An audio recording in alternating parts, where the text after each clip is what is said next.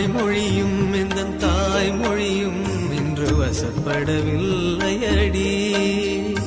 வயிற்றுக்கும் தொண்டைக்கும் உருவமில்லா ஒரு உருண்டையும் உருளுதடி.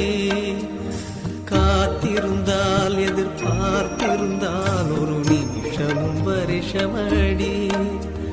கண்கள் எல்லாம் என்னை பார்ப்பது போல் ஒரு கலக்கமும் தோன்றுதடி. இது சொர்க்கமா நரகமா சொல்லடி உள்ளபடி. நான் வாழ்வதும் பிழை கொண்டு போவதும் உன் வார்த்தையில் உள்ளதடி.